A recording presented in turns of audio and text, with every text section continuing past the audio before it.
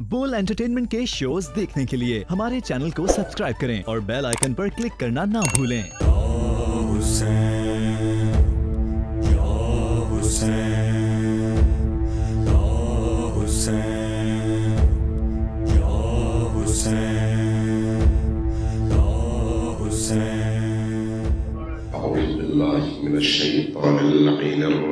بسم الله الرحمن الرحيم الحمد لله رب العالمين بارئ الخلائق أجمعين والصلاة والسلام على جميع الأنبياء والمرسلين سيما من سمي في الآفاق بأحمد وفي الأرض بأبي القاسم محمد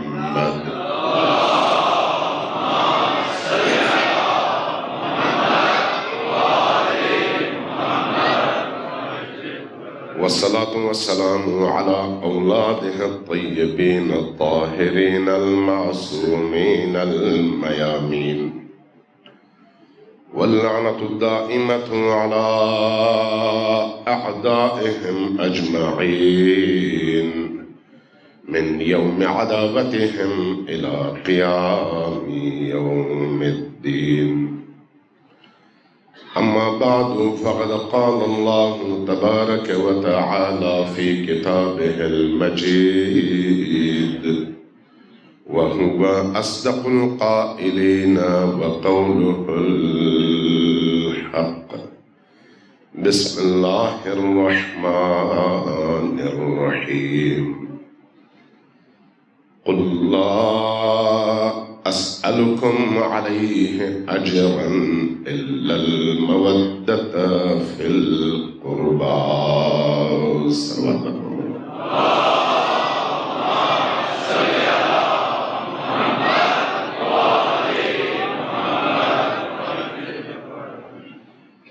برادران گرامی اور عزاداران سید الشہداء، جو انسان فکری حوالے سے جس سطح پر ہوتا ہے وہ کائنات کو اسی سطح پر پہچاننے کی کوشش کرتا ہے.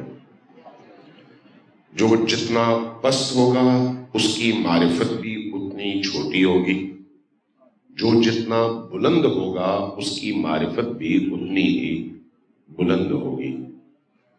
جو کسی کنویں کے اندر سے دنیا کو پہچاننا چاہے گا اس کو ساری دنیا کا نقشہ ایک کنویں کے اندر نظر آئے گا. لیکن اگر ایک انسان آفاق اور افلاک کی وسعتوں میں کھو جائے اور ان بلندیوں تک پہنچ جائے تو اس کے بعد جب وہ اس عالم کو پہچاننا چاہے گا تو اس کی نگاہ اتنی ہی وسیع ہوگی جتنا وہ بلندیوں پر ہوگا.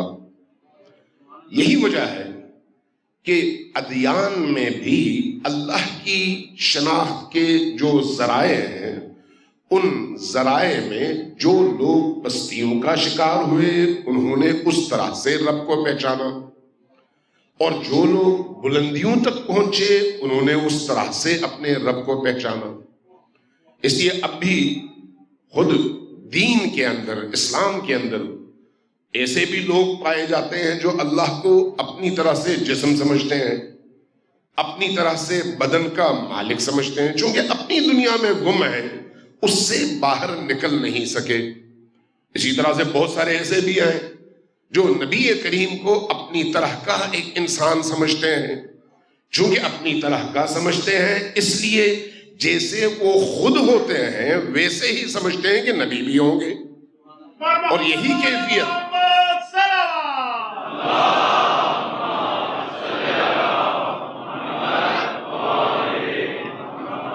وعجل فرجا. اور اسی طرح سے جس طرح سے وہ اپنے آپ کو سمجھتے ہیں اسی طرح سے اہل البیت علیہم السلام کو بھی سمجھتے ہیں.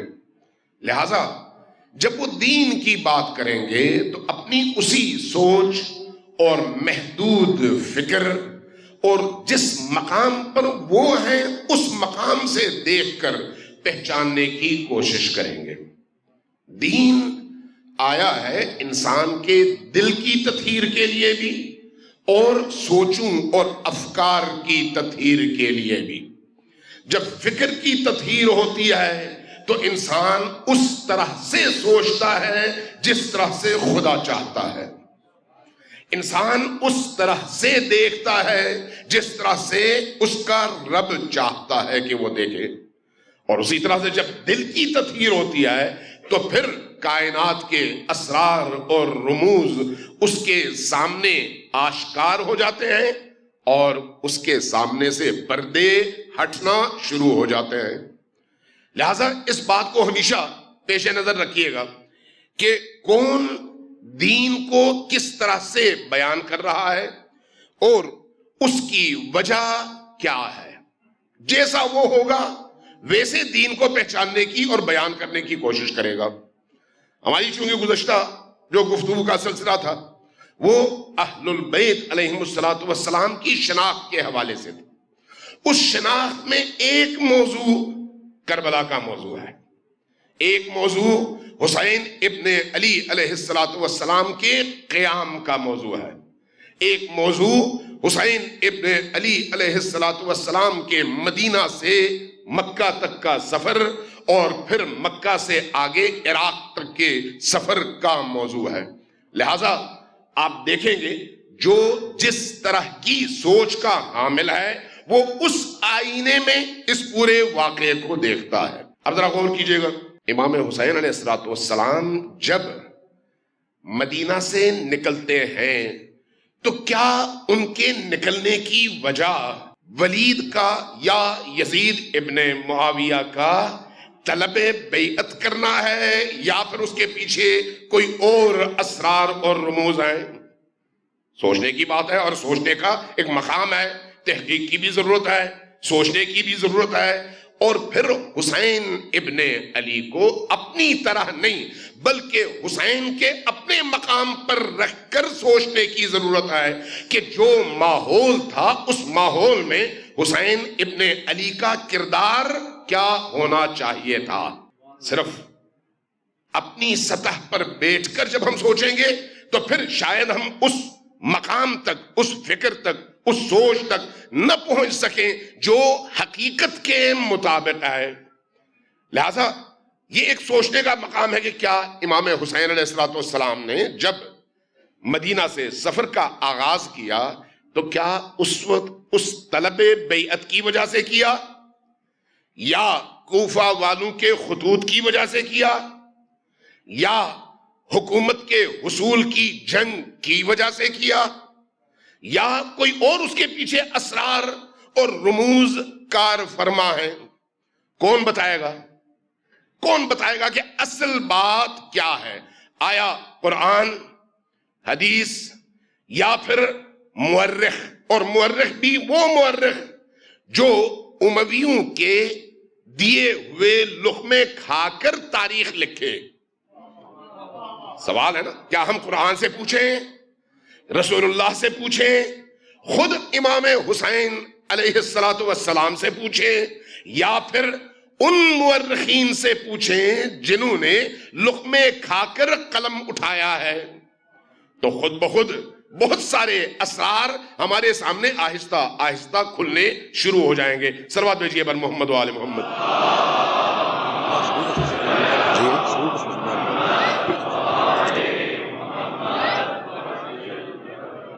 عزیزان من، جب ہم نبی کریم کی ذات کو دیکھتے ہیں نا، یہ شیعہ اور سنی دونوں کی متفقہ روایات ہیں۔ جیسے میں نے کل شاید اشارہ بھی کیا تھا کہ حسین ابن علی کا یہ جو قدم ہے اور قیام ہے یہ لوح ازل میں خدا نے لکھا ہوا تھا۔ لوح ازل میں خدا کا لکھا ہوا اس کا ارادہ تھا، اس لیے کہ دین کو بقا ایک ایسی قربانی کے بغیر ملنی ممکن نہیں تھی۔ اس کے لیے اتنا ہی بڑا قدم چاہیے تھا۔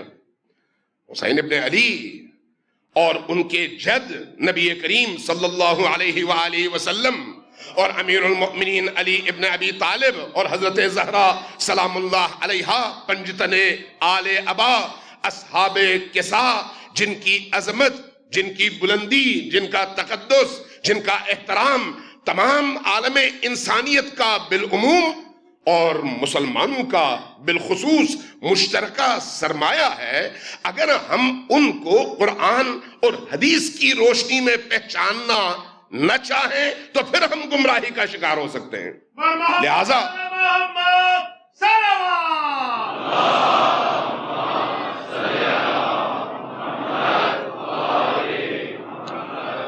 ہمیں اس روشنی میں دیکھنا چاہیے کہ حسین ابن علی کا ہر قدم آیا حوادث کا رد عمل ہے یا پہلے سے سوچی سمجھی حکمت عملی ہے۔ سوچنے کا مقام یہ ہے، بعض ہمارے اپنے مورخین بھی یہ سمجھتے ہیں کہ ادھر سے ہو سکتا ہے اگر نہ مانگا جاتا، بیعت کا تقاضا نہ ہوتا یا پھر کوفیوں کا خط نہ آتا تو شاید حسین ابن علی مدینہ میں محفوظ ہوتے۔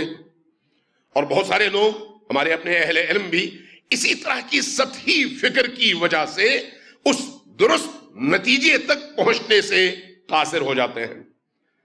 حسین ابن علی کون ہے؟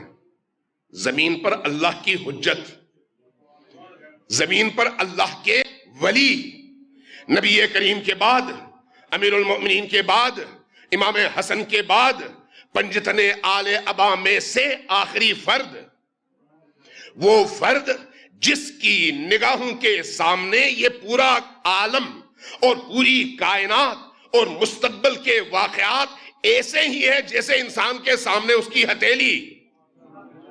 وہ شخصیت جس کو معلوم ہے کہ اس کے بعد ہونا کیا ہے، یہ اہل سنت کی روایات بھی ہیں اور اہل تشیع کی روایات بھی ہیں۔ یہ جو گریے کی فضیلت کے حوالے سے امام احمد ابن حنبل نے اپنی کتاب فضائل الصحابہ میں امام حسین علیہ السلام پر گریے والی روایات بیان کی ہیں، یہ کیا بعد میں آئی ہیں یا رسول اللہ کے دور سے آئی ہیں؟ تو اس کا مطلب ہے کہ پہلے لوگوں کو پتا تھا کہ اتنا بڑا ظلم ہونا ہے اور اس کی بنیاد پر پھر ایک پورے معاشرے کے اندر تبدیلی آنی ہے، اور اس غم، اس علم، اس درد اور اس ظلم کے نتیجے میں لوگوں کے اندر برائیوں کے خلاف ایک جذبہ پیدا ہونا ہے، اور حسین کی مظلومیت کے لیے ہمدردی بھی اور پھر ان سے وابستگی کا جذبہ بھی پیدا ہونا ہے۔ لہذا جب ہم اس گریے کی روایات دیکھتے ہیں، جب ہم حضرت ام سلمہ کے حوالے سے وہ شیشی کی روایات دیکھتے ہیں کہ ان کو شیشی دی گئی اور اس میں مٹی تھی، اور مٹی عصر عاشور جب حسین ابن علی شہید ہوئے تو مٹی سرخ ہو گئی اور خون میں تبدیل ہوئی، یہ حسین ابن علی کی شہادت کے بعد نہیں بلکہ اس سے پہلے کے وہ اقدامات ہیں جو پہلے نبی نے کیے، بعد میں خود علی مرتضیٰ نے انجام دیے، اور اس کے بعد امام حسن علیہ السلام نے بھی اس کے بارے میں خبریں سنائیں۔ پھر حسین ابن علی نے بھی اپنی دور زندگی میں، دور حیات میں اس حوالے سے مختلف مقامات پر مختلف جملے ارشاد فرما کر یہ بتا دیا کہ حسین کسی واقعے کے رد عمل میں نہیں بلکہ آگاہانہ طور پر، باشعور، شعوری طور پر، جانتے ہوئے، سمجھتے ہوئے اور یہ جانتے ہوئے کہ نتائج کیا ہوں گے مدینہ سے نکل رہے ہیں۔ لہذا حسین ابن علی کے تمام اقدامات آپ دیکھیے، تمام اقدامات، آپ کو حیرت ہوگی۔ ہم عام طور پر شروع کرتے ہیں 27 رجب سے، کہ 27 رجب سے پہلے 25 رجب کو جب امام حسین علیہ السلام سے طلب بیعت کی گئی تو آپ نے مدینہ چھوڑا اور مکہ کی راہ لی، جبکہ واقعہ یہ نہیں ہے، ایسا نہیں ہے۔ امام حسین علیہ السلام ایک آگاہ، آشنا، دانا اور مستقبل کے واقعات کو جاننے والے امام ہیں، اور انہیں معلوم ہے کہ نبی کے بعد اس دین کی حفاظت کے لیے جس عظیم قربانی کی ضرورت ہے اس میں حسین ابن علی کا رول اور کردار کیا ہے، انہیں یہ معلوم ہے۔ یہی وجہ ہے کہ 58 ہجری، ابھی ہم بات کر رہے ہیں 61 ہجری کی، 61 ہجری محرم، اس سے اگر 58 ہجری کی طرف جائیں تو 3 سال قبل حسین ابن علی آتے ہیں حج کے لیے۔ روایت، 2 طرح کی روایات اور 2 طرح کے خطبات امام حسین علیہ السلام کے تحف العقول میں موجود ہیں، ان کے خطبات بھی موجود ہیں اور احادیث بھی موجود ہیں۔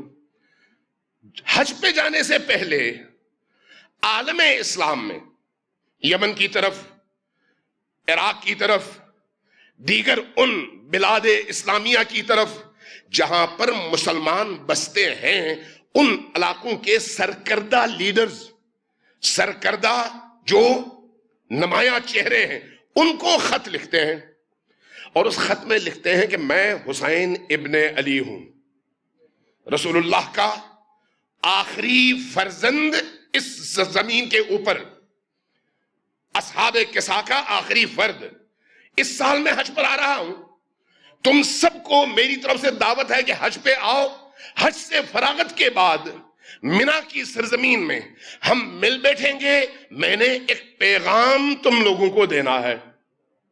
ذرا سوچئے امام حسین علیہ السلام کے اقدامات کے حوالے سے، میں نے تمہیں ایک پیغام دینا ہے۔ کس کو خط لکھتے ہیں؟ علماء کو، نمبر 1، ان علاقوں کے جو سرکردہ لیڈرز ہیں ان کو، اور ہماری اصلاح میں مسجدوں کے جو ٹرسٹیز اور چیئرمین حضرات ہیں ان کو، بڑے بڑے خطیبوں کو، بڑے بڑے ائمہ جمعہ اور جماعات کو، ہر علاقے میں موجود ان قبائل کے سرداروں کو جو نمایاں طور پر دین کے حوالے سے پہچانے جاتے ہیں، ان تمام لوگوں کو خط لکھتے ہیں۔ خط لکھنے کے بعد حج پہ بلا لیتے ہیں۔ یہ کب کا واقعہ ہے؟ 58 ہجری کا۔ حج کا عمل انجام پاتا ہے ذی الحج میں۔ حج میں منا میں شیطانوں کو پتھر مارنے کے بعد جب منا میں جمع ہوتے ہیں، منا شیاطین کو پتھر مارنے کے بعد جب انسان احرام سے نکلتا ہے نا، تو جن لوگوں نے حج کیا ہے ان کو معلوم ہے کہ پیچھے کی تمام مشقتوں کے بعد جب شیاطین کو پتھر مار کر طواف کر کے آدمی واپس منا میں آتا ہے تو ایک طرف سے تو وہ انتہائی تھکا ہوا ہوتا ہے، لیکن دوسری طرف اس پورے پروسیس سے گزرنے کی وجہ سے اس کے دل کی تطہیر ہو چکی ہوتی ہے، دنیا سے وابستگی کم ہو چکی ہوتی ہے، دل پر رقت طاری ہوتی ہے، حق کی بات سننے کے لیے انسان آمادہ ہوتا ہے، اور انسان کی آنکھیں گریاں ہوتی ہیں، انسان کا دل خدا کی طرف متوجہ ہوتا ہے۔ گویا منا میں ان آخری ایام میں اس حج کے پورے پروسیس کے نتیجے میں انسان باطنی طور پر پاک اور شفاف ہو کر تیار ہو چکا ہوتا ہے۔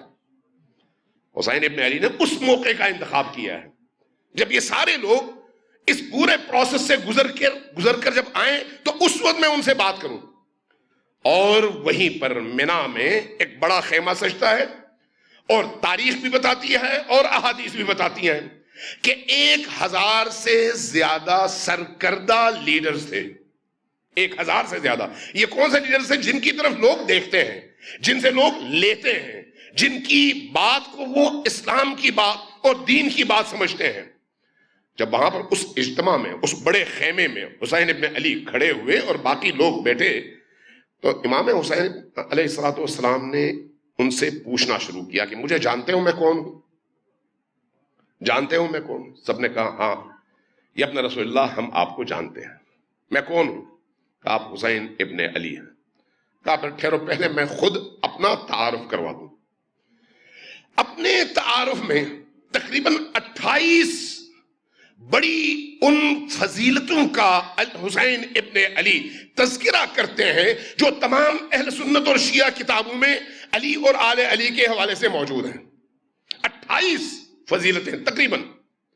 ان میں دعوت ذوالعشیرہ سے شروع ہوتا ہے، قرآن کے نزول سے شروع ہوتا ہے، وہ آیات جو علی اور آل علی کی شان میں نازل ہوئی ہیں ان آیات کا تذکرہ کرتے ہیں، مباہلے کا تذکرہ کرتے ہیں، آیے تطہیر کا تذکرہ کرتے ہیں، سورہ حل عطا کا تذکرہ کرتے ہیں، ان تمام آیات، ان تمام واقعات کا تذکرہ کرتے ہیں جہاں جہاں قرآن کی آیت اتری اس گھرانے کی فضیلتوں کے بیان کے لیے، تاکہ کوئی غفلت میں نہ رہے۔ حسین دوسروں کو اندھیرے میں رکھ کر استفادہ نہیں کرتے، شعور دیتے ہیں اور پھر اختیار بھی دیتے ہیں، شعور بھی دیتے ہیں اور اختیار بھی دیتے ہیں۔ آج کے مولوی کیا کرتے ہیں؟ لوگوں کو بیوقوف بناتے ہیں۔ آج ماحول اس طرح کا ہے کہ دین سے بے خبر رہو، جو میں کہتا ہوں اس کو مان لو، لیکن دین نے یہ نہیں کہا۔ دین کہتا ہے کہ دین کو سمجھو اور دین کو سمجھنے کے بعد پھر دیکھو کہ تمہاری ذمہ داری کیا بنتی ہے۔ حسین ابن علی، وہ سارے واقعات، وہ ساری فضیلتیں، چونکہ اس پر اگر بات کی جائے تو ظاہر ہے ایک اشرا بھی کم ہے، وہ ساری چیزیں بیان کرتے ہیں، 28 بڑے اہم نکات، ایک ایک کر کے ہر نقطے کے بعد سامعین اور حاضرین اونچی آواز سے کہتے ہیں یا ابن رسول اللہ، ہم گواہی دیتے ہیں کہ ہاں ایسا ہوا تھا اور یہ آیات آپ کی شان میں نازل ہوئی ہیں۔ یہ گواہی لینے کے بعد اس کے بعد پوچھتے ہیں اب پہچان گئے ہو کہ میں کون ہوں؟ ہاں، میں حسین ابن علی، حسین ابن فاطمہ، حسین ابن محمد الرسول اللہ ہوں۔ بات ہو گئی۔ اس کے بعد پوچھیں تم کون ہو؟ تم کون ہو؟ بہت بڑا سوال۔ تم کون ہو کا جواب کیا ہے؟ میں فلان ابن فلان نہیں۔ فرماتے ہیں آج تمہیں جو عزت ملی ہے وہ عزت کس لیے ملی ہے؟ اس لیے کہ تم میرے جد کے امتی ہو۔ آج جو تمہیں معاشرے کے اندر احترام کی نگاہ سے دیکھا جاتا ہے اس کی وجہ کیا ہے؟ کہ تم میرے جد کے دین سے منسوب ہو۔ تم میں سے کوئی امام ہے، کوئی خطیب ہے، کوئی لیڈر ہے، کوئی مسجد کا سربراہ ہے، کوئی کچھ اور ہے، لیکن سب کی شناخت یہ ہے کہ تم نبی کے دین سے منسوب ہو، اور تمہیں جو عزت ملتی ہے، جو تکریم ملتی ہے، جب تم کسی محفل میں جاتے ہو، یہ اس خطبے کے حصے ہیں کہ جب تم کسی محفل میں جاتے ہو تو اس محفل میں لوگ تمہارے احترام میں اٹھ کھڑے ہوتے ہیں۔ یہ آیا اس لیے ہے کہ تم فلان ابن فلان ہو، یا اس لیے ہے کہ تمہاری نسبت میرے نانا کے دین سے ہے؟ محمد آل محمد صلوات۔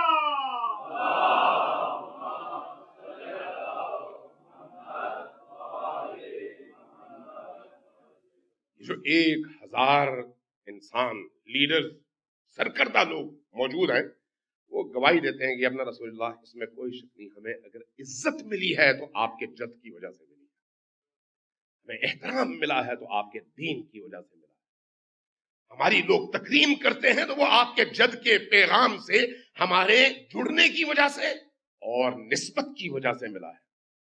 جب یہ اعتراف کرتے ہیں نا، امام حسین علیہ السلام کا قدم دیکھیں، کتنا عظیم انداز ہے، منطقی انداز ہے، دلوں میں اثر کرنے والا انداز ہے۔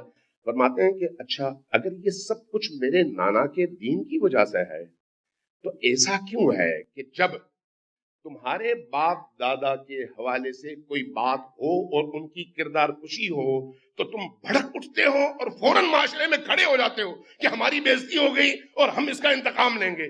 میرے نانا کے دین کو تباہ کر دیا گیا ہے اور کسی کے لب ہلتے نہیں ہیں، وجہ کیا ہے؟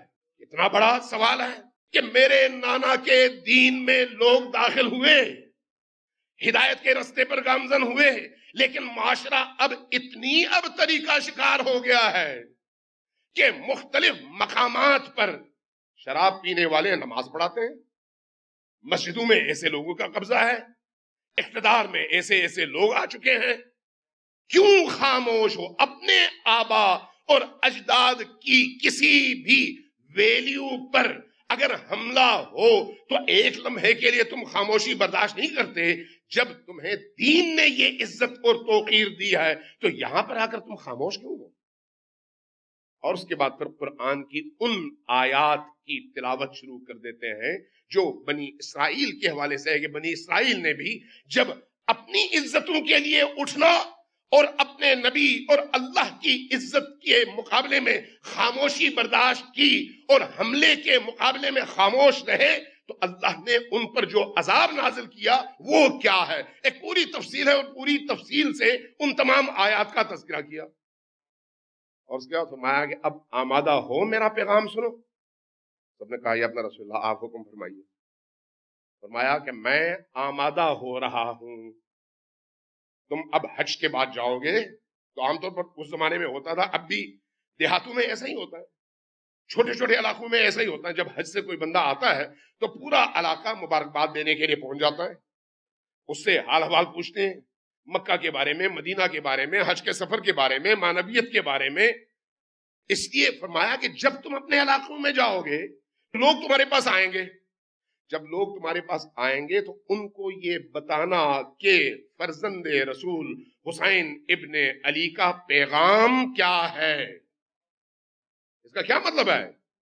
حسین آگہی کے ساتھ، شعور کے ساتھ جان کر قدم اٹھا رہے ہیں. تو بعض لوگ مظلومیت بیان کرنے کے لیے جھوٹ کا سہارا لیتے ہیں کہ امام حسین نے یہ بھی کہا کہ مجھے یمن جانے دو، مجھے ہندوستان جانے دو، مجھے فلان جگہ جانے دو. امام حسین کو اپنی جان پیاری تھی. جس کو دین کے مقابلے میں اپنی جان پیاری ہو وہ حسین ہو ہی نہیں سکتا. حسین ہے وہ شخص اور شخصیت جو اپنا پورا کنبہ مٹا کر دین کے لیے سجدے شکر بجا لائے اور کہے خدایا اس نعمت پر تیرا شکر کہ میں نے تیرے دین کو بچایا ہے. یہ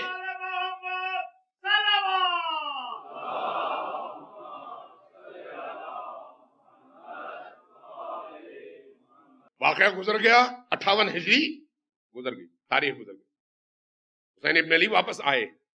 اس کا مطلب یہ ہے کہ ذہنی طور پر بھی تیار ہیں اور شعوری طور پر بھی تیار ہیں. اب ذرا دیکھیے خود مدینہ میں کوئی آتا ہے کہتا ہے کہ اے ابا عبداللہ الحسین، آپ جب جانا ہی چاہتے ہیں پہلے تو روکتے ہیں کہ آپ جائیں نہیں، کہتے ہیں نہیں میرا جانا ضروری ہے اس لیے کہ دین کی بقا کا مسئلہ ہے. کہتے ہیں اگر ایسا ہے تو پھر آپ بچوں کو لے کر نہ جائیں. بچوں کو لے کر کیوں نہ جائیں؟ اس لیے کہ آپ تو شہید ہو جائیں گے، بچے رول جائیں گے. حسین مسکراتے ہیں، فرماتے ہیں تمہیں نہیں پتا میں کیوں یہ کام کر رہا ہوں. حسین ابن علی انتخاب کس کا کرتے ہیں؟ خواتین کا، بہنوں کا، بیٹیوں کا، اپنے خاندان کے اندر شخصیات کا چن چن کر، ہر ایک کا نہیں، چن چن کر انتخاب کرتے ہیں. اور اس میں شیرخوار علی اصغر بھی شامل ہے. کیوں؟ اس لیے کہ انہیں معلوم ہے کہ ان میں سے ہر فرد نے اس پورے سفر میں کیا کردار ادا کرنا ہے. آگہی کے ساتھ جا رہے ہیں، شعور کے ساتھ جا رہے ہیں، جانتے ہوئے جا رہے ہیں. اس لیے جب آپ مدینہ سے نکلنے لگتے ہیں آپ دیکھیے، آپ ایک وصیت لکھتے ہیں اور محمد ابن حنفیہ کے سپرد کر دیتے ہیں. تمام مورخین نے اور محدثین نے وہ خط نقل کیا ہے، تمام کتابوں میں موجود ہے، شیعہ سنی سب میں موجود ہے. کیا کہتے ہیں؟ سب سے پہلے اس خط میں جو آغاز ہوتا ہے بسم اللہ الرحمن الرحیم، میں حسین ابن علی ہوں اور گواہی دے رہا ہوں کہ اللہ وحدہ لا شریک ہے. اس گواہی کی ضرورت کیوں پڑی؟ یہ تو رسول کے بیٹے تھے.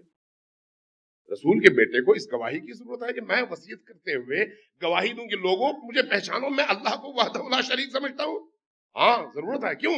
اس لیے کہ حسین کو معلوم ہے کہ جو لوگ بعد میں اس کو دو شہزادوں کی جنگ قرار دیں گے وہ کہیں گے حسین تو نماز بھی نہیں پڑھتے تھے. جس طرح سے علی ابن ابی طالب کے حوالے سے ہوا، جس طرح سے اہل البیت کو معاشرے سے کاٹنے کے لیے بادشاہوں نے انجام دیا. اس لیے معلوم تھا کہ بعد میں کس طرح کے واقعات ہونے ہیں اور کس طرح کی کوششیں ہوں گی. لہذا ان کوششوں کا سد باب پہلے دن سے کیا ہے. اس لیے جب آغاز فرمایا وصیت کا تو اس وصیت کے آغاز ہی میں سب سے پہلی گواہی میں وحدہ لا شریک کی گواہی دیتا ہوں کہ اللہ ایک ہے. اس کے بعد محمد الرسول اللہ اللہ کے رسول ہیں، گواہی. اور اس کے بعد تیسری چیز فرمایا میں حسین ابن علی کیوں نکلنا چاہتا ہوں. میں مورخ سے پوچھوں یا حسین ابن علی سے؟ میں کسی مولوی سے پوچھوں یا فرزند زہرا سلام اللہ علیہا سے؟ امام حسین علیہ السلام خود اپنا ہدف بیان کرتے ہیں. کیا بیان کرتے ہیں؟ انی لم اخرج اشرا ولا بطرا ولا مفسدا ولا ظالما. میں نکل رہا ہوں مدینہ سے، لیکن عیاشی کے لیے نہیں، سیر و تفریح کے لیے نہیں، ظلم کے لیے نہیں، فساد کے لیے نہیں، معاشرے کے امن کو تباہ کرنے کے لیے نہیں، چونکہ یہ وہ سارے الزامات ہیں جو بعد میں لگائے بھی گئے. حسین پہلے اس کا سدباب کرتے ہیں. جہاں انتخاب میں سدباب، وہیں پر اپنے اہداف کے بیان میں بھی پہلے سدباب کہ میں کیوں نکل رہا ہوں. یہ ساری باتیں بیان کرتے ہیں. میں اس لیے نہیں نکل رہا کہ یہ کام کروں، بل خرجت لطلب الاصلاح فی امت جدی. میرے جد محمد الرسول اللہ کی امت میں جو بگاڑ، جو فساد پیدا ہو چکا ہے، لوگ مسجد کو تفریح گاہ بنائے ہوئے ہیں، نماز پڑھتے ہیں اور بدکاری بھی کرتے ہیں، روزہ رکھتے ہیں اور حق کو باطل سے ملاتے بھی ہیں، ظلم کو دیکھتے ہیں خاموش بھی رہتے ہیں، تمام عبادی اعمال انجام پا رہے ہیں، لیکن اللہ کے دین کی روح کو ہر روز پامال کیا جا رہا ہے. یہ معاشرے کا ایسا فساد ہے کہ اس فساد کے مقابلے میں خاموش رہنا کسی بھی مسلمان کا شیوا نہیں ہو سکتا. لم اخرج اشرا ولا بطرا ولا مفسدا ولا ظالما بل خرجت لطلب الاصلاح فی امت جدی. میرے جد کی امت میں جو فساد برپا ہو چکا ہے، جس کی وجہ سے پورا معاشرہ نبی حوالے سے تباہ حال ہو چکا ہے، اس معاشرے کی اصلاح کرنے کے لیے میں نکل رہا ہوں. جتنی بڑی بیماری ہوگی آپریشن بھی اتنا بڑا ہوگا، جتنی بڑی مصیبت ہوگی سدباب کے لیے اقدام بھی اتنا ہی بڑا ہوگا. جب پورا معاشرہ فاسد ہو چکا ہو تو اس فاسد معاشرے میں موجود لوگوں کے مردہ ضمیروں کو جگانے کے لیے ضرورت ہے ایک ایسے آپریشن کی جس کے نتیجے میں علی اصغر جیسے معصوم کا گلا بھی کٹے تاکہ لوگوں کا ضمیر بیدار ہو. ضرورت اس چیز کی ہے. زینب کبریٰ کا پردہ اور چادر چھنے لیکن ضمیر بیدار ہوں کہ یہ کون تھے، یہ خوارج تھے یا پھر آل رسول تھے.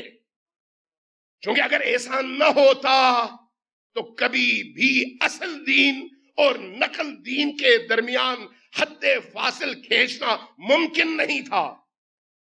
ذرا آج مجھے بتائیں نا، آج دنیا میں کوئی ہے جو حسین کو نعوذ باللہ باطل اور یزید کو حق کہے؟ کوئی ہے؟ نہیں ہے. کیوں؟ اس لیے کہ اس کے پیچھے قربانی اتنی بڑی ہے. اگر یہ قربانی نہ ہوتی تو باقی ہزاروں واقعات کی طرح سے حسین ابن علی پر بھی 1000 اعتراضات ہوتے اور یزید کی حمایت میں کتابوں کی کتابیں لکھی جاتی اور اوراق سیاہ کیے جاتے. اب بھی ہو رہی ہیں لیکن ان میں دم نہیں ہے.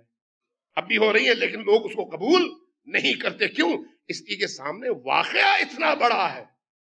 اس اتنے بڑے اور عظیم واقعے کو بھی جھٹلانے کی پوری کوشش ہوتی ہے لیکن لوگوں کا ذہن نہیں مانتا. کہتے نہیں، یہ تو ممکن نہیں ہے.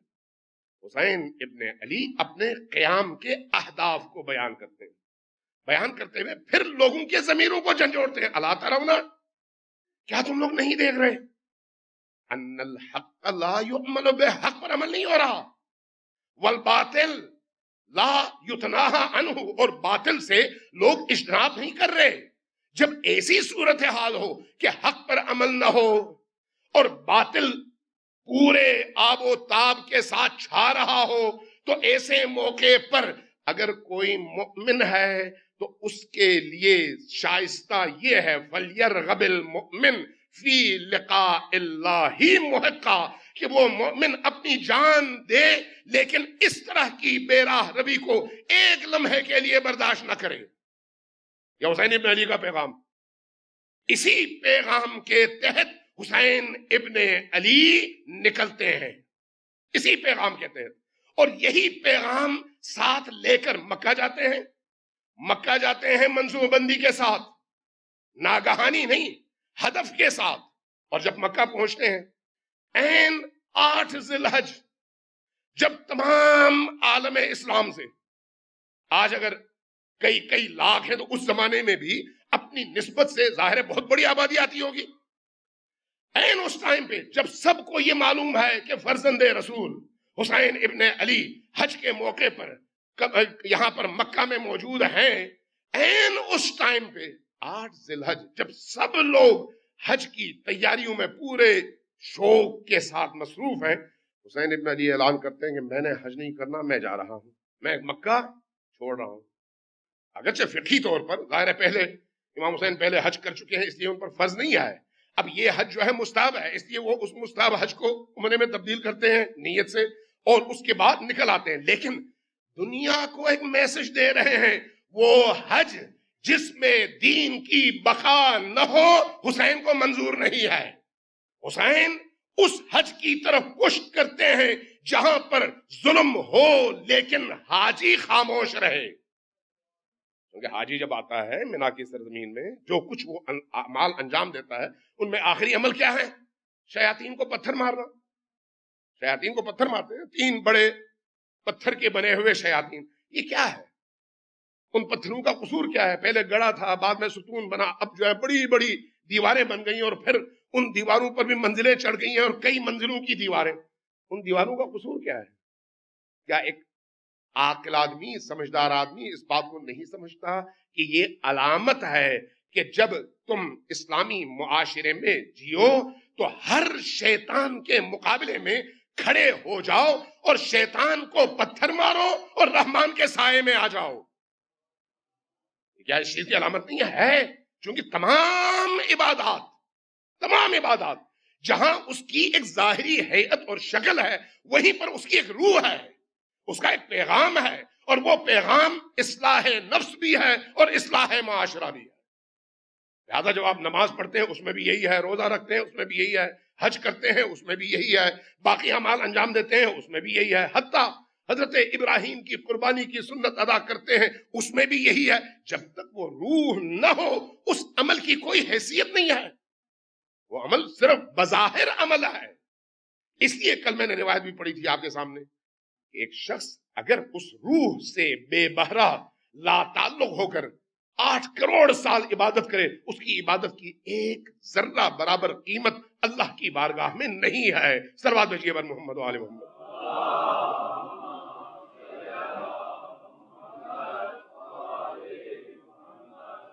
یہ جو سفر ہے، اب آپ نکل رہے ہیں اور سارے حاجی مکہ میں ہیں، یہ خود سفر کیا ہے؟ یہ حج کے بعد 2 دن بعد نکلتے تو کیا قیامت آتی؟ سوال ہے یا نہیں؟ 2 دن بعد نکلتے، کیوں نکلے 2 دن پہلے؟ تاکہ بتا سکیں کہ ان سب مسلمان حاجیوں اور احرام میں ملبوس مختلف علاقوں سے آئے ہوئے مسلمانوں کے ذہن میں ایک سوال پیدا ہو کہ بھئی فرزند رسول نے حج کو ترک کیوں کیا اور عراق کی طرف نکلے کیوں؟ بہت بڑا سوال۔ اب اگر آگے آپ دیکھیں کہ امام حسین علیہ السلام چلے، کچھ لوگ پھر اس طرح کے اعتراضات کرتے ہیں کہ کوفیوں نے وفا نہیں کی، کوفیوں نے وفا نہیں کی۔ پھر کیا ہوا؟ سازشیوں نے امام حسین علیہ السلام کو گھیرا اور ان سازشیوں کی وجہ سے امام حسین شہید ہو گئے۔ اور بعض لوگ تو انتہا کر دیتے ہیں کہ امام حسین کے قتل کا حکم تو یزید نے دیا ہی نہیں تھا، ثابت ہے ہی نہیں۔ کس چیز کی علامت ہے؟ بغض حسین کی۔ ورنہ آپ کے ایک شہر کے اندر بھی جب آپ کا کوئی تھانہ کوئی کام کرتا ہے نا، تو اس تھانے کی ذمہ داری اس شہر کے سب سے بڑے افسر کے کندھے پہ ہوتی ہے۔ اس کی اجازت کے بغیر ایک تھانے کا SHO بھی قدم نہیں ہلا سکتا۔ اور یہاں پر فرزند رسول اور رسول اللہ کا پورا گھرانہ، رسول اللہ کی بیٹیاں، رسول اللہ کے فرزند، رسول اللہ کے نواسے نواسیاں، اہل مدینہ۔ اب بات کی جاتی ہے کہ کوفے والوں نے دعوت دی اور اس کے بعد بے وفائی کی، مان لیتے ہیں کوفے والوں نے دعوت دی، بالکل ٹھیک ہے، لیکن پھر وہ بیان کیوں نہیں کرتے کہ کوفہ میں ہوا کیا؟ کوفہ میں جب کوفہ والوں نے دعوت دی اور حسین چل پڑے تو اس صورتحال کو دیکھ کر یزید نے کوفہ کے گورنر کو تبدیل کر کے ابن زیاد کو جب اس کا گورنر بنا دیا تو اس نے آ کر جو ماحول بنایا اس ماحول میں کوئی شخص گھر سے نکل ہی نہیں سکتا تھا. بڑے بڑے ہانی ابن عروہ جیسے لوگ، بڑے بڑے لوگ شہید ہو گئے، مسلم بن عقیل جیسے لوگ شہید ہو گئے. لیکن جب ہم کربلا میں دیکھتے ہیں، کربلا میں دیکھیں، کربلا میں شہدائے کربلا کی لسٹ اگر آپ بنائیں تو اس لسٹ میں اکثریت پھر کوفہ کی ہے. کوفہ والوں کی دعوت اپنی جگہ، سب کا ساتھ نہ دینا اپنی جگہ، لیکن امام حسین علیہ السلام کا ساتھ دینے والوں کی اکثریت پھر اسی کوفہ سے ہے. مدینہ والے کہاں ہیں؟ مکہ والے کہاں ہیں؟ مدینہ سے تو نبی کریم کے فرزند خود نکلے تھے نا. تو بعض علماء سے جب بات ہوتی ہے کہتے ہیں مدینہ والوں نے کہا تھا کہ آپ یہاں سے نہ جائیں، آپ محفوظ رہیں گے، اس لیے انہوں نے بات نہیں مانی تو جا کے کربلا میں شہید ہو گئے. ارے بھائی، اگر مدینہ والے اس لیے روک رہے تھے تو چلیں ایک لمحے کے لیے ہم قبول کر لیتے ہیں. اگلے سال جو واقعات ہوئے اس میں کیا خود مدینہ والے محفوظ رہے؟ محفوظ رہے؟ مکہ والے محفوظ رہے؟ یہ یاد رکھیے، جو اپنے زمانے کے ولی کا ساتھ نہیں دیتا وہ خود بھی تباہ اور برباد ہو جاتا ہے. جو اپنے زمانے کے ولی کا ساتھ نہیں دیتا. حسین ابن علی، اگر یزید ابن معاویہ کی آپ ہسٹری دیکھیں تو 3 سال ہیں. ان 3 سالوں میں پہلا سال کربلا کا واقعہ، اگلا سال مکہ کا واقعہ، اگلا سال مدینہ کا واقعہ. مکہ میں کعبۃ اللہ پر حملہ اور کعبۃ اللہ کو ڈھانا کس کا کارنامہ ہے؟ یزید ابن معاویہ کا. جو لوگ یزید ابن معاویہ کو بچانے کے لیے کہتے ہیں کہ اس نے تو حکم نہیں دیا تھا، تو پھر یہ کعبے کو ڈھانے کا حکم کس نے دیا تھا؟ سوچتے نہیں ہے، یا پھر سوچوں پہ تالے لگے ہوئے. اسے تھوڑا سا آگے بڑھے. کعبے کی جو بے حرمتی تھی وہ اپنی جگہ. جب مدینہ کی بے حرمتی کی باری آئی تو ابن خلدون نے لکھا ہے، ابن اسیر نے لکھا ہے، البدایہ والنہایہ دیکھ لیں، یہ بڑی بڑی قطور اور معتبر کتب ہیں جو ہمارے اہل سنت کے بڑے بڑے اکابر علماء نے لکھی ہیں. چھوٹی کتابیں نہیں ہیں، کوئی گمنام فرد نہیں ہے جس نے ایسی کوئی بات لکھی ہو. کہتے ہیں جب مدینہ کا واقعہ پیش آیا، واقعہ حرہ، تو اس میں جب لشکر یزید نے مدینہ پر حملہ کیا تو کچھ ایسی چیزیں آئیں سامنے جس نے ہوش اڑا دیے. پہلی چیز، حرم نبوی پر حملہ کر کے مسجد نبوی کو استبل بنا دیا گیا. کس نے بنایا؟ یہ سازشی عناصر تھے یا حاکم تھے؟ سازشی عناصر تھے یا حکومت تھی، امویوں کی حکومت. مسجد کو استبل بنانے کا مطلب کیا ہے؟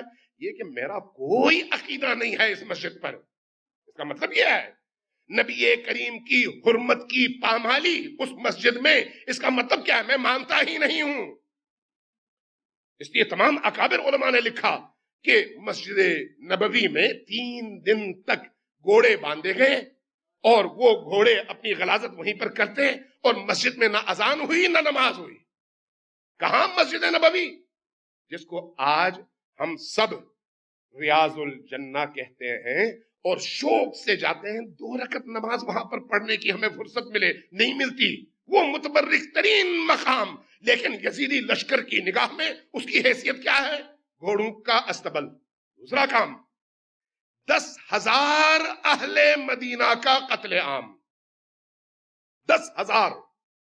ان 10,000 میں بعض لوگوں نے لکھا ہے سارے قاریان قرآن تھے، حافظان قرآن تھے، صحابہ کرام تھے اور تابعین تھے، بچے تبع تابعین تھے. ان لوگوں کا قتل عام کوئی معمولی بات ہے؟ یہ تمام مورخین نے لکھا کوئی معمولی بات ہے نہیں. اس کے ساتھ اگلی بات، اہل مدینہ کی ناموس پر حملہ. ناموس پر اب میری زبان پہ نہیں آ سکتا کہ اگلے سال مورخین نے لکھا کہ کیا ہوا مدینہ میں. جو لوگ حسین ابن علی کا ساتھ نہ دے سکتے ہو نا، تو پھر ان کو اس طرح کے حالات کے لیے تیار ہونا چاہیے. یہ ہے کربلا کا پیغام. کربلا حریت فکر انسانی کے لیے وہ استعارہ ہے کہ اگر کسی نے کربلا کے اس پیغام کو پکڑا تو اس کو عزت کے علاوہ کچھ نہیں ملتی، عزت، احترام، تقدس۔ اور جس نے حسین ابن علی کے اس رستے کو چھوڑا اور خاموشی اختیار کر لی، کمپرومائز کیا اور ظلم سے سازباز کیا، تو اس کا نتیجہ کیا ہے؟ اس کا نتیجہ پھر ذلت ہے، پھر رسوائی ہے۔ لہذا آج آپ دیکھیں تمام مسلمان، ہمارے اہل تشیع بھائی ہوں یا اہل سنت، حتیٰ غیر مسلم بھی، امام حسین کا جب تذکرہ آتا ہے تو سب کے سر جھک جاتے ہیں، سب کے سر جھک جاتے ہیں۔ اس جو عراق میں ہوتا ہے اربعین کے ایام میں، یہ تو عاشور کے ایام ہے، اربعین کے ایام میں میں ایک وہ انٹرویو کسی عیسائی پادری کا دیکھ رہا تھا، جب اس رپورٹر نے اس سے انٹرویو لیا کہ آپ کیوں آئے ہیں اربعین کی اس مشی میں امام حسین کے حرم کی طرف، جبکہ آپ کا خدا کا تصور اور ہے، نبی کا تصور اور ہے، آپ کی کتاب الگ ہے، کون سی چیز باعث بنی کہ آپ اس ہجوم میں آئیں؟ کیا جواب دیا اس نے؟ بڑا خوبصورت کہا کہ ٹھیک ہے، ہمارے خدا کا تصور اور ہے، کتاب ہماری اور ہے، ہمارا نبی بھی اور ہے، لیکن انسانی ناطے سے ہم سب کا حسین ایک ہی ہے۔ آج پوری عالم انسانیت کا حسین ایک ہی ہے۔ اس لیے بدترین لوگ بھی جب کسی بند گلی میں پہنچتے ہیں تو حسین کے دروازے پر جائے بغیر کوئی چارہ نہیں ہے، کوئی چارہ نہیں۔ اس لیے یہ جو حسین کا غم ہے، حسین کا علم ہے، حسین کا درد ہے، یہ امت اسلامیہ کا مشترکہ سرمایہ ہے، کسی ایک طبقے کا، کسی ایک فکر کا، کسی ایک مسلک کا، کسی ایک مکتب کا نہیں ہے، سب کا ہے۔ اس لیے کہ سب کے ضمیر حسین کے ساتھ جیتے ہیں۔ جس کے اندر ضمیر ہے وہ حسین کے علاوہ کسی اور طرف دیکھ بھی نہیں سکتا۔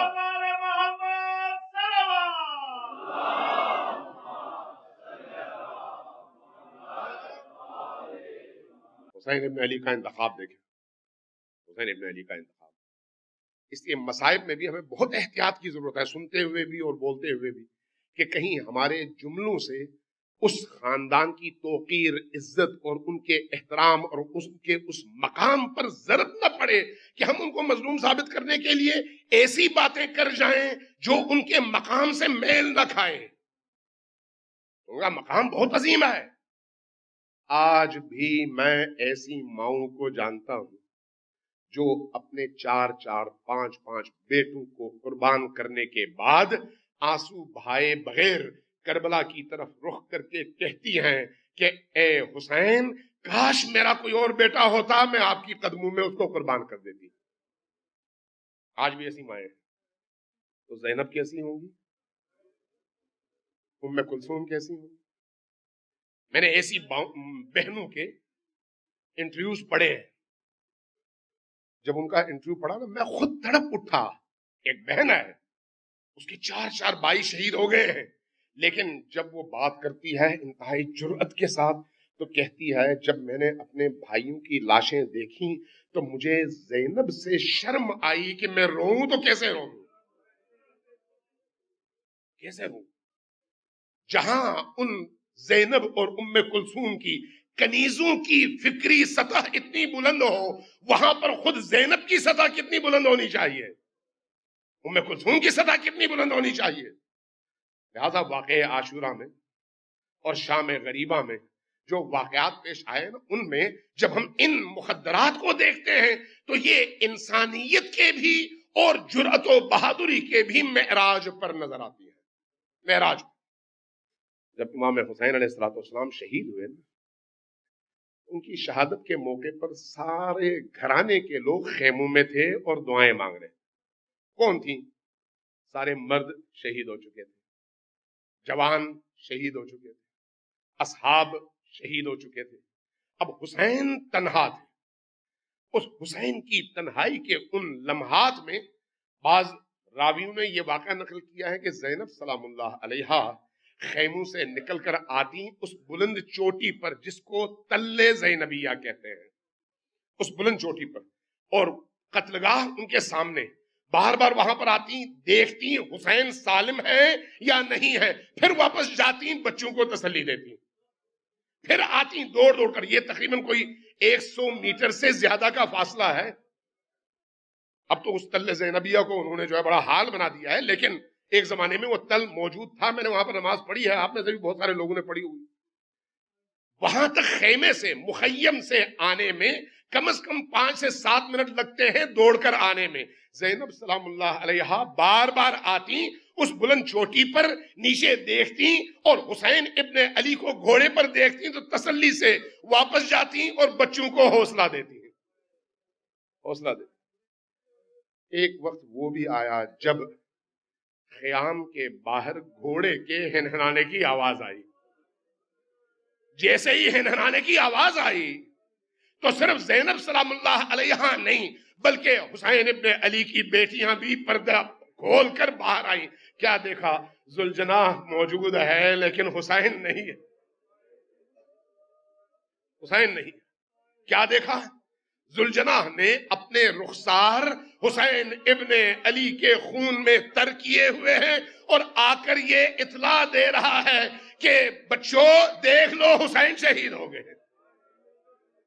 یہ جو منظر ہے یہ قیامت کا منظر ہے. اس قیامت کے منظر میں ایک دفعہ آواز اٹھتی ہے تمام مخدرات عصمت و طہارت کی اور نبی زادیوں کی کہ واہ حسینہ آپ چلے گئے، اب یہاں پر کیا ہوگا. مرخی نے لکھا ہے کہ کوئی پکار رہی تھی واہ حسینہ، کوئی پکار رہی تھی واہ اماں، کوئی پکار رہی تھی واہ علیہ، اور کوئی پکار رہی تھی واہ جدہ. کوئی رسول اللہ کو پکار رہی تھی، کوئی علی مرتضیٰ کو، کوئی فاطمۃ الزہرا کو، اور کوئی حسن اور حسین کو. اس کیفیت میں ایک دفعہ راوی لکھتا ہے کہ ان لشکر والوں نے خیمے کا رخ کیا تاکہ خیموں کو لوٹ سکیں، لیکن دیکھا اندر مخدرات ہیں لیکن پوری جرأت کے ساتھ کھڑی ہیں. اب ان کی موجودگی میں لوٹا نہیں جا سکتا تھا تو انہوں نے کیا کیا؟ خیموں کو آگ لگانا شروع کر دیا. خیموں کو آگ لگانا شروع کر دیا. جیسے ہی خیموں کو آگ لگی چھوٹی چھوٹی معصوم بچیاں روتے ہوئے خیموں سے باہر آئی. روتے ہوئے چھوٹے چھوٹے بچے اور چھوٹی چھوٹی بچیاں. راوی کہتا ہے کہ اس اثنا میں شمر ایک خیمے کے دروازے پر پہنچا تو کیا دیکھا؟ اندر ایک جوان ہے اور بے ہوشی کی کیفیت میں ہے، مریض ہے. اس نے تلوار نکالی تو دیکھا ایک مخدرہ کھڑی ہو گئی اور کھڑی ہو کر کہا اے شمر اس کو قتل کرنے سے پہلے تم میری جان لو ورنہ ہم اجازت نہیں دے سکتے کہ حسین کے اس مظلوم بیٹے کو تم قتل کرو. کون تھی؟ زینب بنت علی. زینب بنت علی سید الساجدین کے دفاع میں زینب بنت علی کھڑی ہو گئی. راوی کہتا ہے حمید ابن مسلم ہے، وہ کہتا ہے کہ میں نے کہا اللہ اکبر، تم ایک بیمار جوان کو بھی مارو گے؟ تو جواب ملا ہمیں یزید نے حکم دیا ہے کہ حسین کے تمام بچوں کو قتل کر کے ان کے سر لاؤ. اس عرصے میں ابن زیاد کی جگہ اس عرصے میں عمر ابن سعد آیا. اس نے پھر اس کو روکا. روکنے کے بعد کہا خیموں کو آگ لگا دو لیکن قتل نہ کرو. خیموں کو آگ لگائی گئی. اب حمید ابن مسلم جو اس نے دیکھا وہ نقل کرتا ہے، چونکہ یہ راوی ہے خود یزیدی فوج کا. کیا نقل کرتا ہے؟ کہتا ہے کہ میں نے دیکھا جب ان خیموں کو آگ لگائی گئی نا تو چھوٹے چھوٹے بچے ان خیموں سے نکلے، مخدرات نکلی، کسی کے پاؤں میں جوتا نہیں تھا، ننگے پاؤں نکلی. اب جب وہ نکلی تو پھر لشکر یزید نے ان کی چادریں چھیننی شروع کر دی. اس منظر کو دیکھ کر کہتا ہے میرا دل جل رہا تھا اور میں رو رہا تھا. اس اثنا میں میری نظر پڑی ایک خیمے پر. اس خیمے کے باہر ایک اونچے قد کی خاتون تھی جو کبھی آسمانوں کی طرف دیکھتی تھی، کبھی زمین کی طرف، کبھی خیمے کا پردہ اٹھا کر اندر دیکھتی تھی اور پھر ہاتھ ملتی تھی، لیکن جرأت و بہادری کے ساتھ کھڑی تھی. میں نے یہ منظر دیکھا، پوچھا یہ کون ہے؟ جواب ملا علی کی بیٹی زینب ہے. میں نے پوچھا بھاگ کیوں نہیں رہی؟ جواب ملا اندر حسین ابن علی کا بیٹا سید الساجدین مدہوشی اور بے ہوشی میں ہے، بیمار ہے، اس کو چھوڑ کر جا نہیں سکتی. حمید کہتا ہے کہ میں نے جب یہ منظر دیکھا تو اس کے بعد میں نے دیکھا کچھ خواتین نے سہارا دیا اور اس جوان کو جیسے ہی وہ باہر لے کر آئیں वैसे ही आग उस खेमे तक पहुंच गई और वो खेमा भी जल गया। हमीद कहता है, ये मैं हमीद इब्न मुस्लिम की रिवायत बयान कर रहा हूं, कहता है मैंने एक मंजर देखा कि तकरीबन 23 बच्चे एक जगह जमा थे। 23 बच्चे। हमने पूछा ये कौन बच्चे हैं? कहा ये अहलुल बैत के वो मासूम बच्चे हैं जो भूख और प्यास की वजह से परेशान हाल हैं। 23 बच्चे एक जगह। कहते हैं ये जो 11 मुहर्रम की शब है, उसमें ज़ैनब सलामुल्लाह अलैहा ने जब तमाम खानवादे को दोबारा जमा करना चाहा तो देखा उनमें 2 बच्चे कम हैं। उन 2 बच्चों को तलाश किया तो देखा एक जगह उनकी लाशें पड़ी हुई हैं।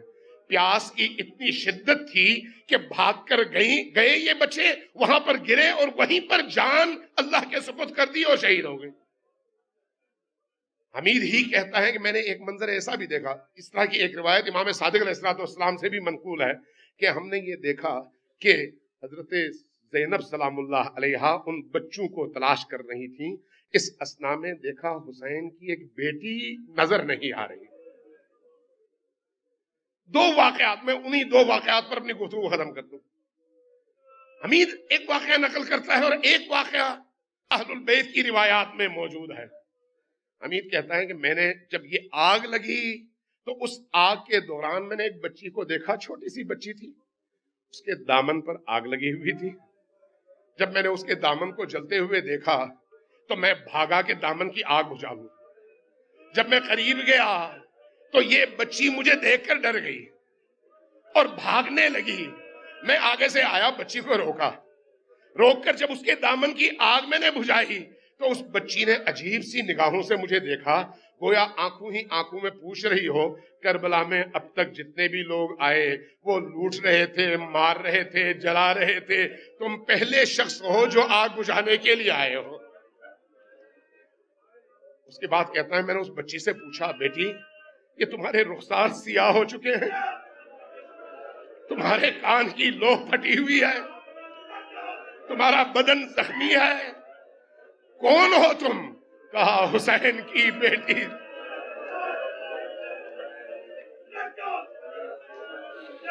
हुसैन की बेटी, हुसैन के सीने पर सोने वाली। कहता मैंने उससे पूछा, बेटी ये तुम्हारे कान की लो क्यों इस तरह से फटी? कहा इन जालिमों ने मेरे बाबा की पहनाई हुई बालियां इस तरह से खींची कि कान की लो फट गई। मैंने कहा बेटी ये तुम्हारा चेहरा सियाह है, रुखसार सियाह हो चुके हैं। कहा जब ये मकने छीन रहे थे तो इन्होंने इतने जोर से तमाचे मारे, इतने जोर से तमाचे। मैंने कहा बेटी जरा बताओ मैं तुम्हारी क्या खिदमत करूं जिससे तुम्हारा गम कम हो? तो इस बच्ची ने क्या कहा? कहा जरा मुझे नजफ का रास्ता बता दो।